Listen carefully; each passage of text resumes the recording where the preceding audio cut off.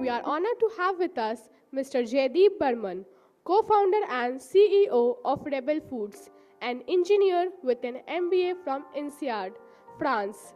He started his career at McKinsey & Co., London, before returning to India to pursue entrepreneurship. What began as 𝗲𝗲, a simple idea for delivering tasty wraps, has grown into Rebel Foods, a global food tech pioneer with 50 restaurant brands across 100 cities worldwide.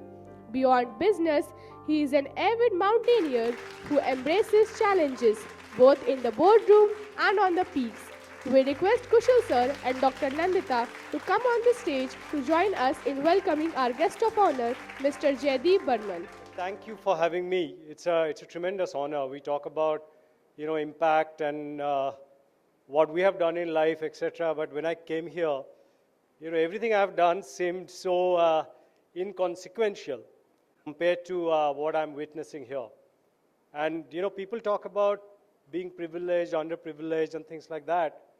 But what I saw in the smiles of people, people's faces, and their smiles and the twinkle in their eyes, there is nothing underprivileged about it. It's an incredible sense, incredible feeling to see young kids like that. And I would be, like when I was their age, I won't be able to speak the way they were speaking. I can't even speak even now the way they are speaking. So thank you. Thank you, everyone, for having me. So I've been thinking about, what to say. My life has been much less about creating impact than Kushal's. So he will have more to say about life and, making change and things like that. But I'll talk about maybe 4 things very quickly, that I have learned. The first is, especially to the students, the first is having a beginner's mind. There is a saying that a beginner's mind has a lot of possibilities, an expert's mind has few. The point about having a beginner's mind is having an open mind. Always learning, always keeping eyes open, like a sponge. And that has served me well, more than anything else, my education and things like that, keeping this beginner's mindset. And I think as kids go into high school and beyond, having a beginner's mind for the rest of their lives would serve them well. And that has been my learning number 1. My learning number 2 is, there are mindsets are like either glass or like muscles. What is the difference? The difference is when you hit a glass, it shatters, breaks apart. But when you think about muscles, when you put pressure on a muscle and withdraw that pressure, the muscle gets stronger. In technical term, it's called anti-fragility. And I believe the difference between people who are successful and not successful is this. Some people are like muscles.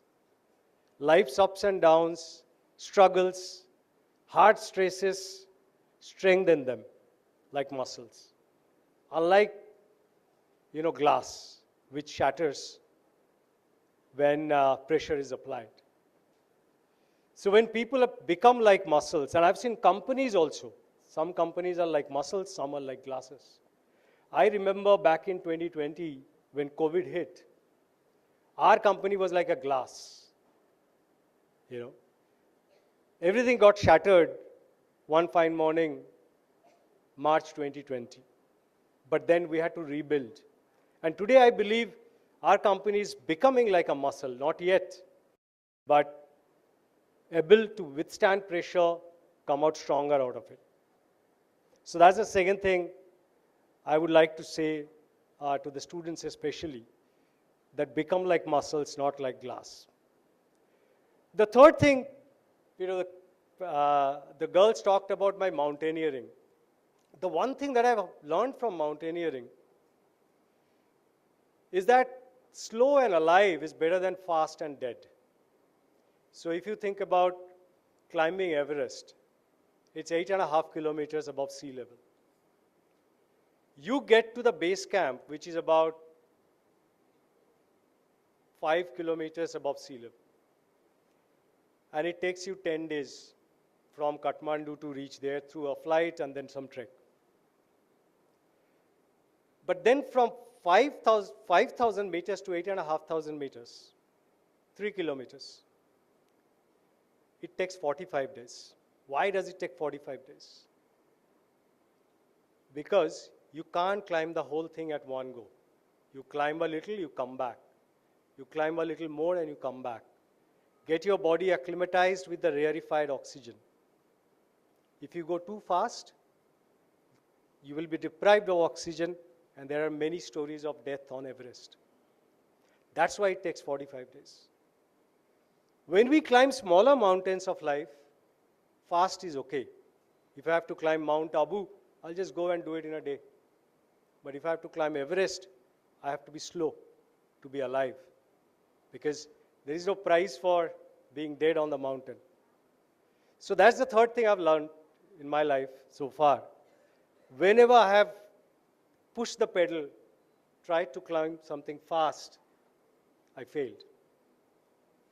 So there is no prize for doing something fast unless you're sprinting 100 meters in Olympics. Being slow and alive is important. So that was the third thing. The last thing, one of my favorite books is written by Howard Marks, an investor in the US. And there is one chapter which says, dare to be great. Now, obviously, all of us want to be great in life. But the first thing is you have to dare to be great. And what does it mean? In life, there are times when you're right or wrong, and there are times when people agree with you and people don't agree with you. Greatness comes from the quadrant where people don't agree with you and you are right. It doesn't come from the quadrant where people agree with you and you are right. Because if everybody agrees, you are not changing the world. As they say, all progress depends on the unreasonable man. So when you think of something which nobody agrees with, but you still do it, that's where greatness lies. But it is difficult. Like, think about Mahatma Gandhi, right? I don't know, many people are maybe fans of Mahatma or maybe not. But the fact that he brought about non-violence, something that the world didn't see, world didn't agree with. But today, all revolution is non-violence. If it is violent, it's called terrorism. So greatness comes from when you disagree, when people disagree with you, but you still plow through. And there are 3 stages of that greatness. One is dare to be different. The second is dare to look wrong. Because there will be a long period of time when people don't agree with you, you will look wrong. And then dare to be misunderstood for a very long period of time. If you're willing to do that, then greatness is awaiting you. And those are